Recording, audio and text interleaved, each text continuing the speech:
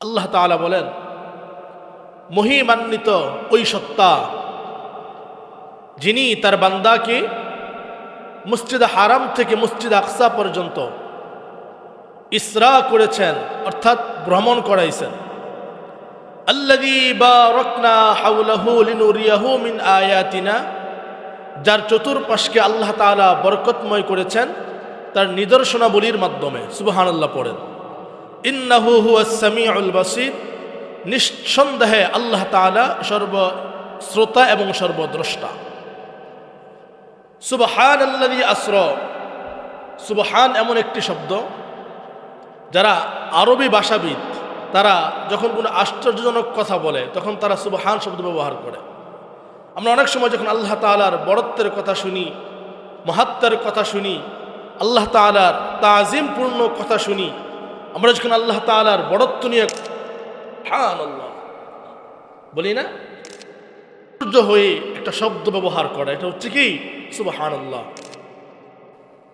অর্থাৎ সুবহান এমন একটি শব্দ, এই সুবহান আল্লাহ ছাড়া কারো সাথে লাগানো যায় না। সুবহানাল্লাহ, এটা অর্থব্যাপক শব্দ। এই শব্দের ধারক আছে, কাউকে পরিমাপ করা যায় না। তা আল্লাহ তাআলা এই সুবহান শব্দ বলে মেরাজের ঘটনা বলতেছেন। মেরাজটা দুই ভাগে বিভক্ত। কয় ভাগে বিভক্ত? সবাই বলেন, মেরাজ কয় ভাগে বিভক্ত? আরো জোরে কয় ভাগে? এক ভাগ হচ্ছে মসজিদুল হারাম থেকে, অর্থাৎ মক্কাতুল মুকাররমা, যেটাকে আল্লাহর ঘর বাইতুল্লাহ বলা হয়, এই বাইতুল্লাহ থেকে মসজিদুল আকসা অর্থাৎ ফিলিস্তিনের বাইতুল মুকাদ্দাস পর্যন্ত, এটা হচ্ছে এক ভাগ। বাইতুল মুকাদ্দাস থেকে উর্দাকাশ ভ্রমণ, এটা হচ্ছে আরেক ভাগ। কোরআনের ভাষায়, হাদিসের ভাষায় মসজিদুল হারাম থেকে মসজিদুল আকসা পর্যন্ত এই ভ্রমণকে বলা হয় ইসরা। কি বলা হয়? ইসরা। কুরআনুল কারীমে ইসরা নিয়ে কথা হয়েছে। আর মসজিদুল আকসা থেকে একেবারে আল্লাহর সিদরাতুল মুনতাহা পর্যন্ত, এটা নিয়ে কোরআনে কোনো আলোচনা নাই। এটাকে বলা হয় মেরাজ। কি বলা হয়? মেরাজ। এটার আলোচনা আসছে হাদিসে। কিসে? হাদিসে। তাহলে কোরআনে আসছে বাইতুল্লাহ থেকে বাইতুল মুকাদ্দাস পর্যন্ত, আর হাদিসে আসছে বাইতুল মুকাদ্দাস থেকে নিয়ে একেবারে সিদরাতুল মুনতাহা পর্যন্ত। সুবহানাল্লাহ বলবেন না? মুহাম্মদ রাসূলুল্লাহ সাল্লাল্লাহু আলাইহি সাল্লাম যে মেরাজ করলেন, আল্লাহ তাআলা এই ঘটনা কোরআনুল কারীমে তুলে ধরছেন। বলেন তো, কোরআনে কি শুধু মেরাজের ঘটনা আছে, না আরো অন্য অন্য ঘটনা আছে? আছে না? আছে না? যেমন গত জুমায় একটা ঘটনা বলছিলাম, মুসা নবীর ঘটনা। এটা কি আশ্চর্যজনক ঘটনা না? হ্যাঁ, বাজা মাছ জাতা হইয়া সমুদ্রে লাফ দিছে, আশ্চর্যজনক না? কোরআনে ইউনুস নবীর ঘটনা আছে, ওনারা মাছে গিলে খেয়ে ফেলছে, 40 দিন মাছের পেটে ছিলেন, আবার উনি জীবিত বের হয়েছেন। এটা কি আশ্চর্যজনক না? মুসা নবীর হাতের লাঠির মাধ্যমে সমুদ্রে মাঝখানে রাস্তা হয়ে গেছে, এটা কি আশ্চর্যজনক না? ইউসুফ আলাইহিস সালাতু ওয়াস সালামের ঘটনা কোরআনে আছে সূরা ইউসুফে। যে জুলেখা ইউসুফ নবীর আবদ্ধ করছে, 7টা দরওয়াজায় তালা লাগাই দিছে। ইউসুফ নবী দৌড় দিছেন, দৌড় দেওয়ার সঙ্গে সঙ্গে 7টা তালা ঠাস ঠাস করে খুলে গেছে, হাত দেওয়া লাগে নাই। এটা কি আশ্চর্যজনক না? কিন্তু আল্লাহ তাআলা এত এত নবীর ঘটনা বলতে গিয়ে সুবহান শব্দ কোন ক্ষেত্রে বলেন নাই, একমাত্র নবীর মেরাজের ক্ষেত্রে সুবহান শব্দ লাগাইছেন। আল্লাহ বুঝাতে চান, এই মেরাজ আমি কোন নবীকে দান করি নাই। এই মেরাজের ক্ষেত্রে আমি আল্লাহ তাআলা কোন নবীকে জমিন থেকে আসমানে নিয়ে আসি নাই। এই মেরাজের জন্য আমি আল্লাহ তাআলা কোন নবীকে এই জমিন থেকে সিদরাতুল মুনতাহা পর্যন্ত নিয়ে যাই নাই। একমাত্র মুহাম্মদ রাসূলুল্লাহ, সবাই পড়েন সাল্লাল্লাহু আলাইহি সাল্লামকে এই জমিন থেকে সাত আসমান ছাড়িয়ে, সিদরাতুল মুনতাহা ছাড়িয়ে, মহাশূন্য ছাড়িয়ে আমি আল্লাহ তাআলার খাস কামরায় নিয়ে গেছি। এজন্য আমি সুবহান শব্দ বলছি। এটা আশ্চর্যজনক ঘটনা। এক রাত্রের ভিতরে বাইতুল্লাহ থেকে বাইতুল মুকাদ্দাস 40 দিনের রাস্তা। কত দিনের রাস্তা? আগের কালে মানুষ উট দিয়া যদি যাইতো, উট দিয়া সময় লাগতো 40 দিন। কত দিন? এই 40 দিনের রাস্তা এক রাত্রের ব্যবধানে কিভাবে সম্ভব? আল্লাহ বলেন সুবহানের পক্ষে সম্ভব। সুবহানাল্লাহ। সে বাইতুল মুকাদ্দাস থেকে, সে বাইতুল মুকাদ্দাসে আবার লক্ষ লক্ষ নবীরা ছিল, সামনে আমি বলবো। সমস্ত নবীদের সাথে মুআমালাত, মুআশারাত, সালাম, মুসাফা, মুআনাকা, কোলাকুলি, এত কিছু করতে গেলে বলেন তো 2,24,000 নবীর সাথে যদি খালি কোলাকুলি আর জিগায় ভাই কেমন আছেন, ভালো আছেননি, এটা জিগায় তো সারাদিনের দরকার, সম্ভব না সারাদিনে, তাই না? এতগুলো নবীর সাথে সাক্ষাৎ, এরপরে বুরাকের মাধ্যমে আমি আমার নবীরে এই জমিন থেকে মহাশূন্যে ছাদ করে, প্রথম আসমান ছাদ করে, দ্বিতীয় আসমান ছাদ করে, তৃতীয় আসমান ছাদ করে, তৃতীয় আসমান ছাদ করে, চতুর্থ আসমান পাড়ি দিয়ে, পঞ্চম আসমান পাড়ি দিয়ে, সপ্তম আসমান পাড়ি দিয়ে, আরশে মুআল্লা, আরশে আজিম পাড়ি দিয়ে, সিদরাতুল মুনতাহা পাড়ি দিয়ে, এরপরে আবার মহাশূন্য পাড়ি দিয়ে আমি আল্লাহ আমার নবীরে খাস কামরায় নিয়ে আসছি। এটা কি সুবহান না? পৃথিবীর কোনো মানুষের পক্ষে সম্ভব না, একমাত্র আমি সুবহানের পক্ষে সম্ভব। এই জন্য সুবহান কে? যারা বলেন সুবহান কে? আল্লাহ হচ্ছেন সুবহান। আল্লাহ কি? সুবহান।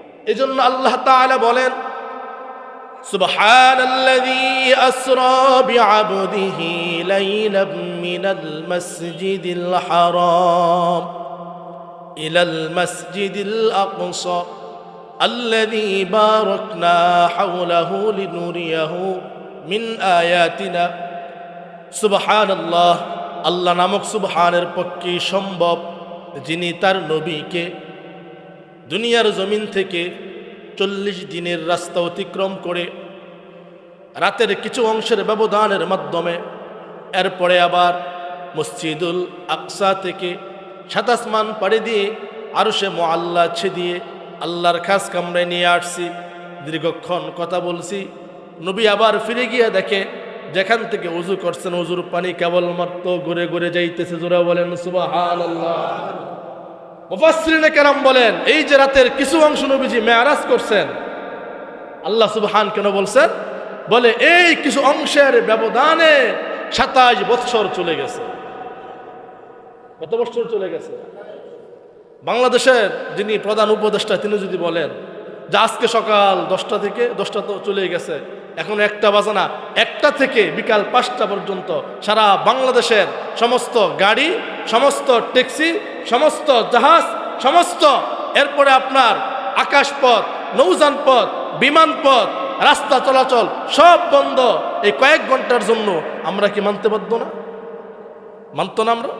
যদি বাধ্য হই, আল্লাহ বলছেন প্রশ্ন করতে পারেন হুজুর 27 বছর কিভাবে গেল? আল্লাহ বলেন আমি আমার খাস মেহমানরা আমার কাছে নিয়ে আসব। পৃথিবী যদি চলতে থাকে শত শত বছর পার হয়ে যাবে, আমার নবীকে যদি উম্মত না পায়, উম্মত পথভ্রষ্ট হয়ে যাবে। এই জন্য আমি তামাম পৃথিবীর সবকিছু স্তব্ধ করে দিয়ে, সবকিছু স্টপ করে দিয়ে আমি আমার নবীকে আমার কাছে নিয়ে আসছি। নবী যখন তার ঘরে ফিরে গেছে, এরপরে আবার সবকিছু স্বাভাবিক করে দিয়েছে। এটা একমাত্র সুবহানের পক্ষে সম্ভব। কার পক্ষে সম্ভব? সুবহানের পক্ষে সম্ভব। আমার ভাইরা, আল্লাহ রাসূল সাল্লাল্লাহু আলাইহি ওয়াসাল্লাম এক রাত্রিতে চাচাতো বোন উম্মে হানির ঘরে রাত্রি যাপন করতেছেন। কার ঘরে? উম্মে হানির ঘরে। উম্মে হানি নবীজির চাচাতো বোন। অনেক নাস্তিকরা প্রশ্ন করে চাচাতো বোনের ঘরে নবীজির কি দরকার রাত্রেবেলা? নাউজুবিল্লাহ। উম্মে হানি ছিল মূলত আবু তালেবের কন্যা। কার কন্যা? আবু তালেবের মেয়ে ছিল উম্মে হানি। নবীজির মা যখন মারা গেছে, বাবা যখন মারা গেছে, নবীজিরে দেখার মতো কেউ ছিল না। আব্দুল মুত্তালিব ছিল। আব্দুল মুত্তালিব যখন মারা গেছে, আবু তালেব দেখাশোনা করত। সেই বাল্যকাল থেকে আবু তালেবের ঘরে নবীজি বড় হয়েছেন।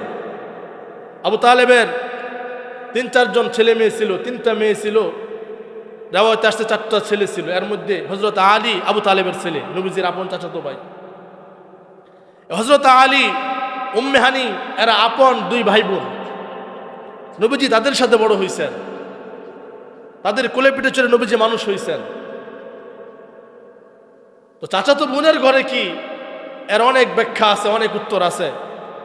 ইনশাল্লাহ যদি আল্লাহ সুযোগ সময় করে দেয়, নাস্তিকদের প্রশ্নের উত্তর ইনশাল্লাহ আমরা সামনে দিব, আজকে সেদিকে যাব না। নবীজি একটু বিশ্রাম করতেছেন, একেবারে আপনার উম্মে হানির ঘরের মাঝখানে। তো নবীজি তাকায় দেখেন যে ঘরের ছাদ, উম্মে হানির ঘরের ছাদটা মাঝখান থেকে দুইটা বাঘ হয়ে গেছে। তো বাঘ যখন হয়ে গেছে, নবীজি তাকায় দেখেন 3 জন ফেরেশতা, মাঝখানে জিব্রাইল, ডান পাশে একজন, বাম পাশে একজন। এক রাওয়ায়াতে আসছে ডান পাশে হযরত মিকাইল আর বাম পাশে হযরত ইসরাফিল। এই 3 জন ফেরেশতা জিব্রাইল সহ নবীজির কাছে আসছে। নবীজির কাছে যখন আসছে, নবীজি বলেন, আমি দেখলাম ঘরের সমস্ত দরজাগুলো তালা মারা, ভিতর দিয়ে লাগানো, জানালাগুলো ভিতর দিয়ে লাগানো। আমি নবীকে জিব্রাইল কোলে নিছে, জান্নাতি রেশম নামক রুমাল দিয়ে বা চাদর দিয়া আমি নবীকে কোলে নিয়ে কোনো দরজা দিয়ে বের করে নাই, জানালা দিয়ে বের করে নাই। ওই যে ঘরের মাঝখান থেকে 7টা দিবাক হয়ে গেছে, হাওয়ায় চড়িয়ে হাওয়ায় ভাসিয়ে আমি নবীকে ঘরের ছাদ দিয়ে কাবার হাতিমে নিয়ে গেছে। কাবার হাতিমটা কাবা থেকে এতটুকু উঁচু, যারা গেছেন তারা বলতে পারবেন। কাবার হাতিমে আমাকে নিয়ে শোয়াইছে। শোয়ানোর পরে জান্নাতি স্বর্ণের পেয়ালা দিয়া, এক রাওয়ায়াতে আসছে জমজমের পানি, আরেক রাওয়ায়াতে আসছে আবে হায়াতের পানি। জমজম হোক আর আবে হায়াত হোক, দুটোটাই বরকতপূর্ণ পানি নাকি? এই জমজম বা আবে হায়াতের পানি জান্নাতি পেয়ালা দিয়ে নিয়ে আসছে। আসার পরে আমি দেখলাম আমাকে শোয়াইয়া আমার এই কণ্ঠনালী থেকে নাভি পর্যন্ত জিব্রাইল তার ডান হাতের শাহাদাত আঙ্গুলি দিয়ে টান দিয়া 2টা ভাগ করে ফেলছে। এরপরে আমার সিনাকে 2টা ভাগ করে ভিতরে যা ছিল সবগুলো আবে হায়াত বা জমজমের পানি দিয়ে ধৌত করে আবার সব লাগাই দিছে। সুবহানাল্লাহ কইবেন। এই সবগুলো লাগাই দিছে। সাহাবী প্রশ্ন করছে, ইয়া রাসূলুল্লাহ, আপনি কষ্ট পান নাই, ব্যথা পান নাই? কয় না, আমি কোনো ব্যথা পাইনি। মেডিকেল সায়েন্স উত্তর দেয়, যখন মানুষের আপনার ওপেন হার্ট সার্জারি করে বা অপারেশন করে, এর আগে একটা ইনজেকশন মারে না? ইনজেকশন মারলে এখানে যতই কাটুক যতই সিরুক ব্যথা আর লাগে না। কি লাগে না? ব্যথা লাগে না। বলে আল্লাহ তাআলা জিব্রাইলের মাধ্যমে নবী মুহাম্মদ রাসূলুল্লাহ সাল্লাল্লাহু আলাইহি ওয়াসাল্লামের মাধ্যমে ইনজেকশন পোস্ট করে এরপরে নবী মুহাম্মদের এই কণ্ঠনালী থেকে নাভি পর্যন্ত ওপেন হার্ট সার্জারি করছেন।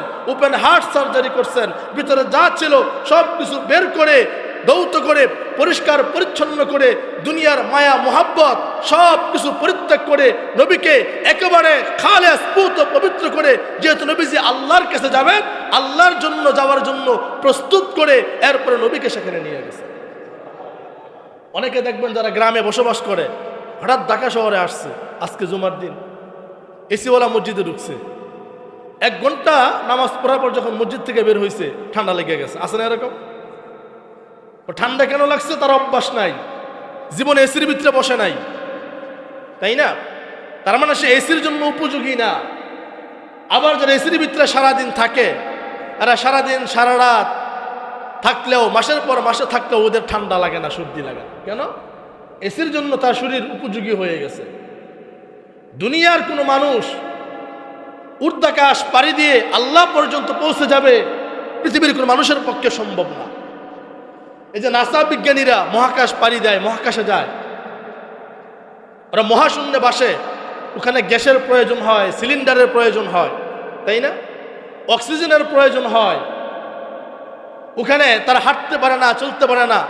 ওখানে আপনার মধ্যাকর্ষীয় শক্তি তাদেরকে নিচের দিকে টেনে নামিয়ে ফেলে। এই যে মধ্যাকর্ষণীয় শক্তি, এগুলা কি নবীরে ধরছে? নবীর কি অক্সিজেনের অভাব হয়েছে? কিছু অভাব হয় নাই। আমি আপনাদেরকে বলছিলাম এই সূর্যটা পৃথিবী থেকে 13 লক্ষ গুণ বড়, বলি নাই? তাইলে আপনি যদি পৃথিবীর থেকে মহাকাশের দিকে যান, তো সূর্য কি আপনাকে পাড়ি দিতে হবে না? সূর্যটা তো মনে করেন এই যে আমার হাতের তালু পরিমাণ সূর্য, এর নিচে মাঝখানে বরাবর ছোট্ট সুয়ের আগা পরিমাণ হচ্ছে পৃথিবী। এবার আপনি যদি পৃথিবী থেকে উপরের দিকে যান, শূন্য তো আগুন, সূর্য তো আগুন, আপনি আগুন পাড়ি দিবেন কিভাবে? তাকে আগুন পাড়ি দেওয়া লাগবে না? কোনদিন এগুলো ভাবছেন নবীজি কিভাবে গেছে? আগুনের গোলা আজও পর্যন্ত বিজ্ঞানী মঙ্গল গ্রহে গেছে, চাঁদের দেশে গেছে, সূর্যের দেশে যাইতে পারে নাই। পৃথিবীর মানুষের পক্ষে সম্ভাবনা চাঁদের দেশ, সূর্যের দেশে যাওয়া। তাদের যত যান্ত্রিক আবিষ্কারক যত বস্তু আছে এগুলো সব জ্বলে পুড়ে বাষ্প হয়ে যাবে, তাও সূর্য দেশে যাওয়া সম্ভব। নবীজি কিভাবে গেলেন? মুফাসসিরিন কেরাম উত্তর দেয়, আল্লাহ নবীকে ওইভাবে তৈরি করছেন আবি হায়াতের পানি দিয়া। আরেক রাওয়ায়াতে উত্তর আসছে, যদি কেউ চেরাগ ধরায়, বাতি ধরায়, মোমবাতি ধরায়, যদি হাত রাখে হাত পুড়ে যায়, তাই না? হাত রাখলে হাত পুড়ে যায় না? যদি কেউ ওই মোমবাতির আগুনের উপরে দিয়া এভাবে হাত আঙ্গুল দ্রুত স্পিডে নেয়, কিভাবে নেয়? আগুন কি লাগে? তাপ লাগে? হালকা একটু বোঝা যায় যে তাপ লাগতেছে, কিন্তু এই তাপের দ্বারা কোনো ক্ষতি হয় না। যে বুরাক দিয়ে আল্লাহ তাআলা নবীরে ঊর্ধ্বাকাশে নিয়ে গেছেন, সূর্য পাড়ি দিছেন, এই বুরাক একটা প্রাণী। বুরাক কি? একটা প্রাণী। বুরাক যার শব্দ ওয়াহেদ বচন হচ্ছে বারকুন, বারকফ, যার বাংলা হচ্ছে বিদ্যুৎ। বাংলা কি? বুরাকের বাংলা কি? এই যে লাইট জ্বলতেছে, এটা কি বিদ্যুৎ না? এটাকে আরবিতে বলা হয় বুরাক। কি বলা হয়? বুরাক। তাহলে বিদ্যুৎ যদি আপনার আমেরিকা থেকে সুইচ টিপ দেয়, বাংলাদেশে কারেন্ট আসবে, সময় লাগবে কতক্ষণ? 1 সেকেন্ড লাগবে? 1 সেকেন্ড লাগবে না ভাই, 1 সেকেন্ড লাগবে না। গোটা নারায়ণগঞ্জের যে আমাদের বিদ্যুৎ মেন যে অফিস, ওখান থেকে যদি সুইচ টিপ দেয়, বিদ্যুৎ আসতে কি সময় লাগে? যদি বন্ধ করে দেয় যাইতে সময় লাগে? চোখের পলকে চলে যায়, চোখের পলকে চলে আসে, ঠিক কিনা? বিদ্যুতের এই যে আলো, এই বিদ্যুতের গতি কতটুকু জানেন? সেকেন্ডে 1,86,000 সেকেন্ডে তার আলোর গতি। 1,86,000 মাইল সেকেন্ডে তার আলোর গতি। অবাক করার ব্যাপার না? সেকেন্ডে 1,86,000 মাইল তার আলোর স্পিড। পৃথিবীর কোনো বস্তুর পক্ষে সম্ভব না। আল্লাহ তাআলা এই বুরাককে বিদ্যুৎ থেকেও বেশি শক্তিশালী সম্পন্ন করে আল্লাহ তাআলা নবীরে নিয়ে গেছে। এবার বলেন, যে বুরাক এত স্পিডে চলে, এই বুরাকরে কি সূর্য ধরতে পারবে? সূর্য টেরই পায় নাই বুরাক কোনটা গেছে। আগুন যেমন টের পায় না আঙ্গুল লড়াইলে, আঙ্গুল কোন দিক দিয়ে যায় কোন দিক দিয়ে আসে, সূর্য টের পায় নাই বুরাক কোন দিক দিয়ে গেছে। সুবহানাল্লাহ বলবেন। মুহতারাম হাজিরিন, এমন আরো অনেক যুক্তি আছে, দেওয়ার তো সময় নাই, তবে ঘটনা সংক্ষিপ্ত আকারে বলি। মুহাম্মদ আরবি সাল্লাল্লাহু আলাইহি ওয়াসাল্লাম উম্মে হানির ঘরে শোয়া, জিব্রাইল আমিন নবীর নিয়া কাবার হাতিমে শোয়াইয়া নবীজির সিনাটাকে, এটাকে সদরে শাক্কে সদর বলা হয়, সিনা চাক বলা হয়। নবীজির জিন্দগিতে আরো 3বার এটা নিয়ে 4বার সিনা চাক হয়েছে, ওপেন হার্ট সার্জারি হয়েছে। পৃথিবীর কোনো মানুষের পক্ষে ওপেন হার্ট সার্জারি হয় নাই। মরণের আগ পর্যন্ত নবীজির এই কণ্ঠনালী থেকে নাভি পর্যন্ত একটা রেখা ছিল, যেটা কেউ দেখেন, একমাত্র আম্মা জানা আয়েশার আম্মা জানা খাদিজা দেখছেন। সুবহানাল্লাহ। পৃথিবীর কোনো মানুষ এটা দেখে নাই, এটা কেউ দেখে নাই। নবীজির পিছনে একটা মহারে নবুয়তের একটা সিল ছিল, মহারে নবুয়ত লেখা। কি লেখা? মহারে নবুয়ত। এখানে লেখা ছিল খাতামুন নাবিয়্যিন, সর্বশেষ নবী, পিছনে ছিল। আমরা তো অনেক সময় যারা বেড়া মানুষ যারা আমরা আছি, মহিলারা তো কাপড় চোপড় খুলে না, খুলে না। আমরা অনেক সময় গরমের কারণে শরীরে কাপড় রাখি না, খুলে ফেলি, তাই না? কারেন্ট গেছে গা, বাইরে গিয়ে বাতাস খাই, গামছা কান দিলে ঘুরি না। নবীজি জীবনে শরীর থেকে কাপড় খুলেন নাই। কি খুলেন নাই? কাপড় খুলেন নাই। একজন সাহাবী শুনছে নবীজির পিছনে খাতামুন নাবিয়্যিনের একটা মোহরের সিল আছে। এটা যদি কেউ দেখে, তার জীবনের জন্য জাহান্নাম হারাম হয়ে যায়। নবীজি ইন্তেকালের কিছুদিন আগে মসজিদ নববীতে বসা, ঘটনাটা ছাত্র জমানায় পড়ছি, আজকে সকালে দেখে নিয়ে মনে হয়েছে, হঠাৎ কইতেছি, মনে হয়েছে, এই জন্য বলতেছি।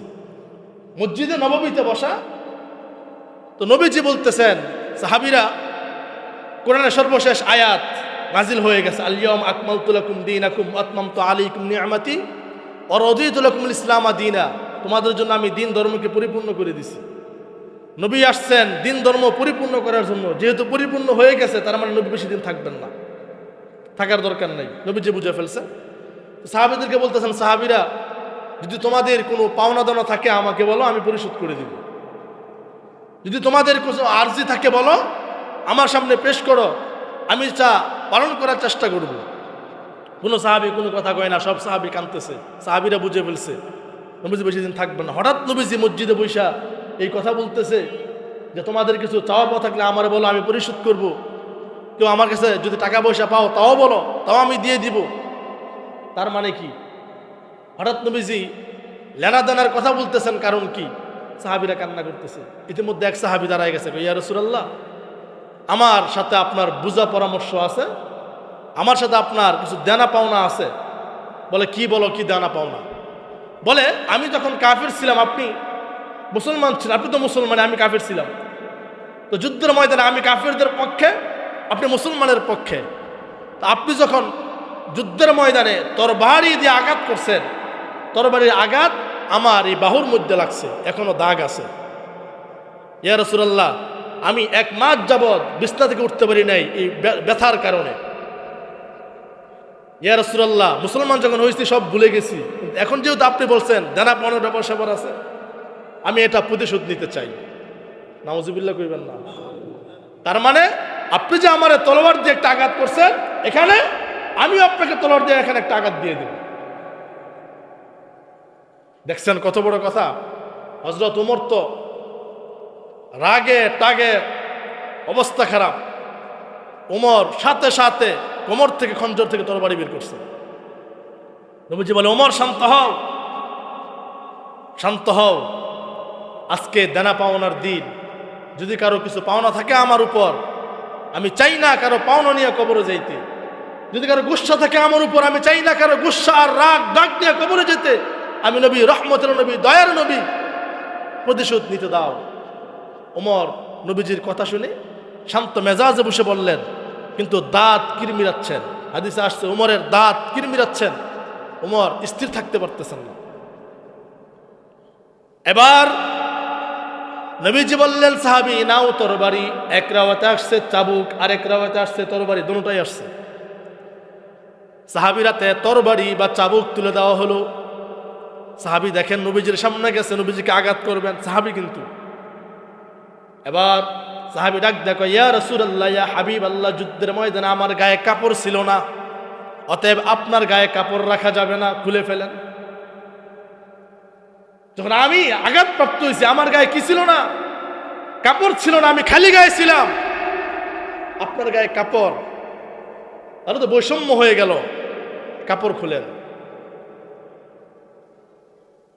নবীজি বললেন, সাহাবী কোথায় মারবা? এবার সাহাবী বলতেছে, ইয়া রাসূলুল্লাহ, আপনি যে আমার আঘাত করছেন এটা আমার বাহুতে লাগছে আর পিঠে লাগছে, পিছন দিক থেকে পিঠে আঘাত করল। এবার নবীজি পিছন দিক থেকে জামাটা তুলে ধরলেন। জামা যখন তুলে ধরছেন, সাহাবী চাবুকটা ফেলে দিয়ে চিৎকার দিয়ে বলে, ইয়া রাসূলুল্লাহ, আমি আপনার খতমে নবুয়ত, মহারে নবুয়ত দেখার জন্য আমি চাইছিলাম। আমি হাদিসে শুনছি এই মহারে নবুয়ত যে দেখবে তার জন্য জাহান্নামের আগুন চিরদিনের জন্য হারাম হয়ে যাবে। ইয়া রাসূলুল্লাহ, আপনি আমাকে মাফ করে দেন, আমি বুঝতে পারি নাই। এটা বলে সাহাবী নবীরে জড়াই দইরা নবীজির মহারে নবুয়ত একটা চুমা দিয়ে দিছে। যেই চুমা দিছে, এবার সাহাবীদের হুঁশ ফিরে আসছে। এই সাহাবী কি কৌশল অবলম্বন করছে? নবীজি বললেন, সাহাবী, আমার এই মহারে নবুয়ত জীবনে কেউ দেখে নাই, তুমি দেখছো। আমার বিবিরা পর্যন্ত দেখে নাই, আমার ফাতেমা দেখে নাই, হাসান হোসেন দেখে নাই, তুমি দেখে ফেলছো। যাও, আল্লাহ তোমার জন্য জাহান্নামের আগুন চিরদিনের জন্য হারাম করে দিয়েছে। এই মহান নবুয়ত আর নবীজির এই কণ্ঠনালী থেকে নাভি পর্যন্ত একটা রেখ ছিল, দাগ ছিল। আগের কালে মা বোনদের যদি বাচ্চা সিজার হতো দেখতেন, আগে সেলাই, এখন তো আপনার আঠা ময়রা দেয়, আগে সেলাই দিত, দাগ কিন্তু পেটে থেকে যেত, তাই না? নবীজির একটা দাগ মৃত্যুর আগ পর্যন্ত ছিল, এখান থেকে কোন পর্যন্ত? নাবি পর্যন্ত। এটাই প্রমাণ করে নবী সত্য নবী, আল্লাহর পক্ষ থেকে প্রেরিত নবী। দুনিয়ার সব কিছু মিথ্যা হতে পারে, আমার নবী কোশ্চেন কালো মিথ্যা হতে পারে না, ঠিক কিনা মুসলমান জোরে? আমার নবীর মতো সত্য নবী আর একটাও। এরপরে একটা বুরাক আনা হলো। এই বুরাকে করে মুহাম্মদ রাসূলুল্লাহ সাল্লাল্লাহু আলাইহি ওয়াসাল্লামকে বাইতুল মুকাদ্দাসে নিয়ে যাওয়া হলো। নবীজি যখন বাইতুল মুকাদ্দাসে গেছেন, গিয়া দেখেন বাইতুল মুকাদ্দাসে সমস্ত নবীরা বসা। নবীজি ঢুকলেন, নবীজির সম্মানার্থে সমস্ত নবীরা দাঁড়ায় গেছে। নবীকে সালাম দিল। নবীজি সেখানে আদম নবীরে পাইছেন, ঈসা নবীরে পাইছেন, নূহ নবীরে পাইছেন, মুসা নবীরে পাইছেন, ইউসুফ নবীরে পাইছেন, দাউদ নবীরে পাইছেন, সুলাইমান নবীরে পাইছেন, ইব্রাহিম নবীরে পাইছেন। লক্ষ লক্ষ নবীর সাথে মুহাম্মদ রাসূলুল্লাহ সাল্লাল্লাহু আলাইহি সাল্লাম মুলাকাত করেছেন, মুসাফা করেছেন, মুআলাকা করেছেন, খুশ খবর নিয়েছেন, কোন নবীর কি অবস্থা, কি হালত জেনেছেন। এরপরে নবী আস্তে আস্তে জিব্রাইলের হাত ধরে একেবারে সামনের কাতারে আসছেন। সামনের কাতারে আসার পরে কোন কোন রাওয়ায়াতে আসছে এই নামাজটা কোন নামাজ, বলে এটা হচ্ছে নফল নামাজ। আল্লাহ তাআলা নবী মুহাম্মদের শান আর মানকে বাড়ানোর জন্য আল্লাহ রাব্বুল আলামিন সমস্ত নবীকে একত্রিত করছেন। এবার নবীজি মনে করছেন হয়তো আজকের নামাজের ইমামতি মুসা নবী করবে, হয়তো আজকের নামাজের ইমামতি ইব্রাহিম নবী করবে, হয়তো আজকের নামাজের ইমামতি পৃথিবীর প্রথম পুরুষ আদম নবী করবে, হয়তো আজকের নামাজের ইমামতি অন্য কোন নবী করবে। নবীজি দাঁড়িয়ে আছেন। জিব্রাইল আমিন বলে, ইয়া রাসূলুল্লাহ, ইয়া হাবিবাল্লাহ, এই লক্ষ লক্ষ পয়গম্বরদের মধ্যখান থেকে কোনো নবীর যোগ্যতা নাই আপনার সামনে গিয়ে দাঁড়ানোর, একমাত্র আপনি আল্লাহর প্যারা হাবিব মুহাম্মদ রাসূলুল্লাহ সাল্লাল্লাহু আলাইহি সাল্লাম সমস্ত নবীদের ইমাম হয়ে, ইমামুন নাবিয়্যিন হয়ে, ইমামুল মুরসালিন হয়ে আজকে আপনি সমস্ত নবীদের ইমামতি করবেন। আপনি হবেন সমস্ত নবীদের ইমামদের ইমাম, আর সমস্ত নবীরা হবে আপনার মুসল্লি। জোরে বলেন সুবহানাল্লাহ। আপনি হবেন ইমাম আর সমস্ত নবীরা হবে কি আপনার মুসলিম। নবীজি নামাজ পড়লেন, ইমামতি করলেন। ইমামতি করার পরে মসজিদ থেকে বের হলেন। এরপরে বুরাক দিয়ে নবীকে নিয়ে যাওয়া হলো কোথায়? কোথায় নিয়ে যাওয়া হয়েছে? প্রথম আসমানে নিয়ে যাওয়া হলো। কোথায় নিয়ে যাওয়া হয়েছে? প্রথম আসমান। এখানে বৈজ্ঞানিক অনেক কথাবার্তা আছে, সময় যেহেতু নাই। সূর্যের গভীরতা, সূর্যের প্রখরতা, চন্দ্রের প্রখরতা, মঙ্গল গ্রহের বিশালতা, এরপরে মহাশূন্যের বিশালতা, মধ্যাকর্ষীয় গ্র্যাভিটি শক্তি নিয়ে অনেক কথা আছে। বলতে গেলে অনেক সময়ের প্রয়োজন, এত কথা বলা যাবে না। বাকি আমরা বিশ্বাস করি তো নবীজির মেরাজ হয়েছে, বিশ্বাস করি কিনা? যদি কেউ বিশ্বাস না করে সে কি ইমানদার থাকে? আরে ভাই, ইমানদার তো দূরের কথা, মুসলমানই থাকতে পারে না। এটা আমাদের হৃদয়ের বিশ্বাস, ইমানের বিশ্বাস। সব কিছু মিথ্যা হতে পারে, নবীজির মেরাজ কোনোদিন মিথ্যা হতে পারে? মুহাম্মদ রাসূলুল্লাহ সাল্লাল্লাহু আলাইহি সাল্লামকে প্রথম আসমানে নিয়ে যাওয়া হলো। ওখানে নিয়ে যাওয়ার পরে জিব্রাইল আমিন প্রথম আসমানের প্রধান যে ফটকে কলিং বেল টিপ দিছেন। কি টিপ দিছেন? যেই মাত্র কলিং বেল টিপ দিছেন, ভিতর থেকে আওয়াজ আসছে, মান হুয়া, এ তুমি? বলে আনা জিব্রাইল। ওমা, তোমার সাথে কে? বলে আমার সাথে মুহাম্মদ। মুহাম্মদ আসছে, অনুমতি আছে? হ্যাঁ, অনুমতি আল্লাহর পক্ষ থেকে নিয়ে আসছি। দরজা খোলো, গেট খোলো। দরজা খোলা হলো। গিয়া দেখে ওখানে আদম নবী বসা। কোন নবী বসা? আদম নবী। নবীরে দেখে এত খুশি হয়েছে, খুশি গেলে গেছে গন্ধ। দেখবেন বাবায় ছোট পোলারে বেশি আদর করে, তাই না? এর মধ্যে আলাদা নজর থাকে। যত কিছু করুক বাবা এরে বলতারে না। এরপরে দেখবেন বাবার যে বিটাটা সর্বশেষ ছোট পোলায় পায়। বড় পোলা এক জায়গায় বাড়ি করে, মাঝার ওটা আরেক জায়গায় বাড়ি করে, সে দুটো আরেক জায়গায় বাড়ি করে। বাবার যে বিডা, এটা পায় কেনা ছোট পোলায়, ঠিক না? আদম নবী যখন নবী মুহাম্মদকে দেখছেন, সর্বশেষ নবী তো আদম নবীর সন্তান আমরা না? তো সন্তানদের মধ্যে থেকে সর্বশেষ নবী দেখা আদম নবী জড়াই ধরছেন, কপালে মুখে চুমু খাচ্ছেন আর বলতেছেন, আমার সন্তান, তোমার কল্যাণ হোক, তোমার মঙ্গল হোক, পৃথিবীর সব অনিষ্ট তোমার থেকে দূর হয়ে যাক। সুবহানাল্লাহ। তো নবী তাকাই দেখেন যে আদম নবী একবার ডান দিকে তাকান, একবার বাম দিকে তাকান। ডান দিকে তাকাইলে হাসেন, বাম দিকে তাকাইলে কাঁদেন। নবী জিজ্ঞেস করলেন, ভাই জিব্রাইল, আমার বাবা আদমের এই অবস্থা কেন? ডান দিকে তাকাইলে হাসে, বাম দিকে তাকাইলে কাঁদে, কারণ কি? জিব্রাইল বললেন, ইয়া রাসূলুল্লাহ, ইয়া হাবিবাল্লাহ, আদম নবীর ডান দিকে জান্নাত, বাম দিকে জাহান্নাম। যখন আদম নবী দেখে তার সন্তানেরা জান্নাতের ভিতরে হাসাহাসি করতেছে, খেলতেছে, তখন তার ভাল লাগে, হাসে। আর যখন দেখে তার সন্তানেরা জাহান্নামে আগুনে দাউ দাউ করে জ্বলতেছে, বাম দিকে যখন তাকায় তখন বাবার মনে কষ্ট লাগে, সন্তানের কত নাজেহাল করুণ অবস্থা, তখন সে কাঁধে ঠিক থাকতে পারে না। এখানে আর অনেক কথা বলার সময় নেই। দ্বিতীয় আসমানে গেলেন। দ্বিতীয় আসমানে একই প্রশ্ন, মান হুয়া, তুমি কে? বলে আনা জিব্রাইল। প্রশ্ন আসলো, আমার মাক, তোমার সাথে কে? বলে আমার সাথে মুহাম্মদ। অনুমতি নিয়ে আসছো? বলে নিয়ে আসছে। আল্লাহর পক্ষ থেকে দরজা খুলে দেওয়া হলো। ওখানে গিয়ে দেখে হজরতে ঈসা আর হজরতে ইয়াহইয়া আলাইহিস সালাতু ওয়াস সালাম দ্বিতীয় আসমানে। এরা দুজন আপন খালাতো ভাই। কি? জাকারিয়া নবীর সন্তান ইয়াহইয়া সূরা মারইয়ামে আছে। ঈসা আলাইহিস সালাতু ওয়াস সালাম আর ইয়াহইয়া আলাইহিস সালাতু ওয়াস সালাম, ওদের সাথে কথাবার্তা হলো, সাক্ষাৎ হলো। তৃতীয় আসমানে গেলেন, ওখানেও একই কথা। এবার আসেন, আমি আসমানের আপনাদেরকে একটা ফর্মুলা দিই। আসমানটা কত বড়? আসমান কিন্তু একটা ছাদ, ছাদ না?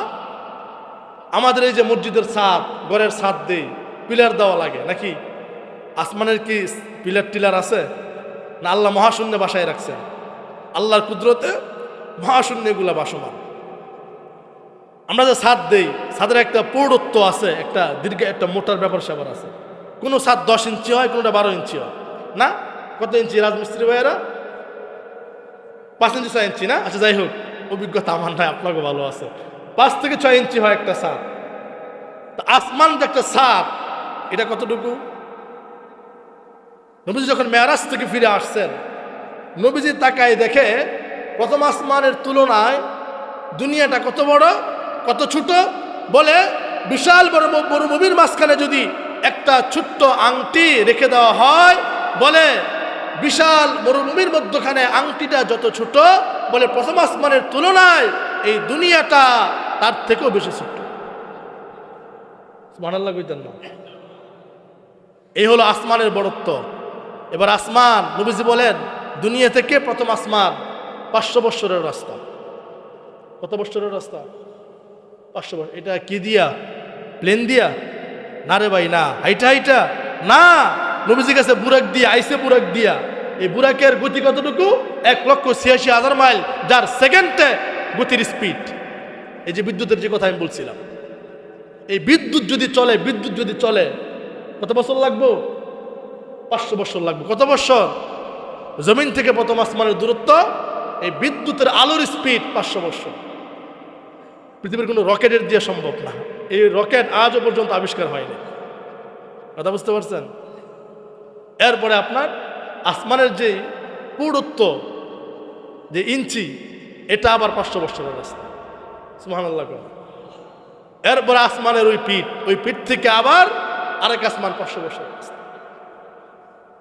আবার ওই আসমানের যে পুরুত্ব, এটা 500 বছরের রাস্তা। আবার ওই আসমান থেকে ওই আসমান 500 বছরের রাস্তা। কথা বুঝতে পারছেন? এগুলো ভাবলে, চিন্তা করলে আল্লাহর প্রতি প্রত্যেকটা মানুষের, আল্লাহর কুদরতি কদমে মাথা মস্তক অবনত হয়ে যায়, ঠিক কিনা? যারা ইমানদার, এরা চিন্তা করে আমার আল্লাহ এগুলো কিভাবে রাখছেন, কিভাবে সাজাইছেন। আল্লাহ নাফরমানি কোনো বান্দা করতে পারে না, এগুলো চিন্তা করে ইমান মজবুত হয়, আল্লাহর প্রতি ইয়াকিন ফিরে আসে, নবীর প্রতি ইয়াকিন ফিরে আসে, ঠিক কিনা? এরপরে নবীকে নিয়ে যাওয়া হলো কোন আসমানে? তৃতীয় আসমানে। ওখানে হজরতে ইদ্রিস আলাইহিস সালাতু ওয়াস সালাম। এখনো ওনারা ওই সব আসমানেই আছেন, ওনারা ওইখানেই থাকবেন কিয়ামত পর্যন্ত। এরপরে চতুর্থ আসমানে হজরত ইউসুফ আলাইহিস সালাতু ওয়াস সালাম। আমি বলেন, আমি যখন ইউসুফ নবীরে দেখছি, তার সৌন্দর্য দেখে আমি মুগ্ধ হয়ে গেছি, আমি তার প্রেমে পাগল হয়ে গেছি। এত সুন্দর মানুষ আল্লাহ কিভাবে ইউসুফরে দিছে, এত সুন্দর ইউসুফ। নবী বলে আমি তার প্রেমে পড়ে গেছি তার সৌন্দর্য দেখে। এত সুন্দর ইউসুফ আলাইহিস সালাতু ওয়াস সালাম। এরপরে পঞ্চম আসমান হজরতে হারুন আলাইহিস সালাতু ওয়াস সালাম। ষষ্ঠ আসমান হজরতে মুসা কালিমুল্লাহ আলাইহিস সালাতু ওয়াস সালাম। সপ্তম আসমান হজরতে ইব্রাহিম আলাইহিস সালাতু ওয়াস সালাম। সুবহানাল্লাহ। এরপরে আপনার সিদরাতুল মুনতাহা। এরপরে কি? সিদরাতুল মুনতাহার উপরে বিশাল বড় সমুদ্র। কি? আর রহমানু আলাল আরশি ইস্তাওয়া। আরেক জায়গায় আছে, মনে আসতেছে না আয়াতটা। অর্থাৎ আল আরশু আলাল মা, বলে আরশটা হচ্ছে পানির উপরে। আরশটা কি? অর্থাৎ বিশাল বড় সমুদ্র, এই সমুদ্র উপরে আরশ। আল্লাহর আরশটা 4 জন ফেরেশতা বহন করতেছে। সুবহানাল্লাহ। 4 জন ফেরেশতা আল্লাহ আরশটা বহন করতেছে। এবার বুঝেন ওই ফেরেশতাগুলো কত বড়, তাদের পা সমুদ্রে। এবার বুঝেন ওই সমুদ্র কত বড়, সুবহানাল্লাহ, সমুদ্র কুল কিনারা নাই। এরপরে আরশের উপর আল্লাহ তাআলা নবীরে মহাশূন্য, একেবারে অন্ধকার, কোনো আলো সেখানে নাই। সে অন্ধকার পাড়ি দিয়ে একেবারে আল্লাহ তাআলার খাস কামরায় নিয়ে আসছে। হাদিসে আসছে নবী আর আল্লাহ কতটুকু দূরত্ব? বলে 2 হাত ব্যবধান। কয় হাত ব্যবধান? আরেক রাওয়াতে আসছে বলে যে একটা ধনুক থেকে তীরের টান দিলে যতটুকু ওই মাথা থেকে এতটুকু আসে, এর চেয়ে বেশি নিকটবর্তী আমার আল্লাহ আর নবী মুহাম্মদ পাশাপাশি বসেছে। দুইজন কথা কইছে। কি বলছে? কথা বলছে, অনেক কথা। শেষ পর্যায়ে আল্লাহ তাআলা নবীরে কি দিছে? 50 ওয়াক্ত নামাজ দিছে। না কয়েক তো বলবো না, শেষ করে দিব। নামাজ দিছে কয়েক তো? 50 ওয়াক্ত। এই 50 ওয়াক্ত নামাজ দিয়ে নবী যখন আইছে, ইব্রাহিম নবী তো 7 আসমান দেখা সাক্ষাৎ করে আসছে। মুসা নবীর সাথে যখন সাক্ষাৎ 6ষ্ঠ আসমানে, আল্লাহ তোমার কি দিছে মুহাম্মদ? আমার উম্মতরা আল্লাহ খুশি হইয়া 50 ওয়াক্ত নামাজ দিছে। আয় হা হে, শেষ করছে। তোমার আগে আমি দুনিয়ার থেকে গেছি, আমি দুনিয়া জানি কেমন।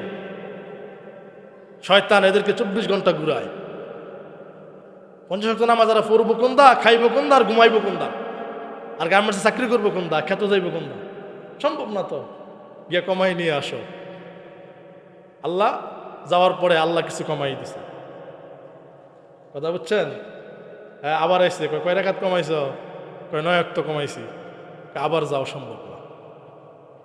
আবার গেছে, আবার কমাইছে, আবার গেছে, আবার কমাইছে, আবার গেছে, আবার কমাইছে। সর্বশেষ কয় আমার লজ্জা লাগে, আমি আর যেতে পারবো না। কয় না, যাও। যখন 5 ওয়াক্ত হয়েছে, কয় 5 ওয়াক্ত পারতো না। কি আমরা পারি 5 ওয়াক্ত? 5 ওয়াক্ত পারতো না, আরো কমাই লই। আমার শরম করে, কতবার গেছি, আর সম্ভব না। কয় যাও, পারতো না তোমার উম্মত, উম্মত তুমি জাহান্নামে যাইব। কয় না, উম্মত জাহান্নামে যাবে না, আমি নবী তাদেরকে ইসলাম করব। তোমার উম্মত পারবে না, 5 ওয়াক্ত পারবে না। ফজরের সময় ঘুমাইব, জোরে খেলাধুলা, বিকালে ব্যস্ততা, রাত্রায় খাওয়া দাওয়া করে বিস্তার যাইব না। পড়তার তুই না। শুক্রবারে কোনো মতো আইব, তাও অনেক আইতার তো পারতো না, আরো কমাইলে আইব। কয় না, আমি আর যাবো না। নবীজি লজ্জায় যখন ফিরে আসতেছেন, আল্লাহ গায়েব থেকে আওয়াজ দিচ্ছেন, ও আমার মুহাম্মদ, লজ্জা পাওয়ার কোনো কারণ নাই। এই 5 ওয়াক্ত নামাজ আমি তোমার উম্মতের উপর ফরজ করে দিলাম। এই 5 ওয়াক্ত নামাজ যারা মৃত্যুর আগ পর্যন্ত কন্টিনিউ করে যাবে, ফজরের সময় ফজর, জোহরের সময় জোহর, আসরের সময় আসর, মাগরিবের সময় মাগরিব, এশার সময় এশা, যারা নিয়মিত 5 ওয়াক্ত আদায় করবে, আমি আল্লাহ তাআলা তোমার উম্মতদেরকে 50 ওয়াক্ত নামাজের সওয়াব দান করে দেব। 5 ওয়াক্ত আদায় করলে 50 ওয়াক্তের সওয়াব পাওয়া যাবে। আর যারা আদায় করে না, এরা পাবে কয়েকটার সওয়াব। সব পাবে তারা। এই জন্য আমার ভাইরা, আসুন আমরা নামাজের প্রতি মনোযোগী হই। নামাজ যেন আমাদের কাজা না হয়। যার নামাজ ঠিক, তার সব ঠিক। সুবহানাল্লাহ। আজকে এই পর্যন্তই। ওমা তৌফিক ইল্লা বিল্লাহ। যদি আল্লাহ সুযোগ করে দেয়, আগামী জুমায় বাকি আলোচনা করব।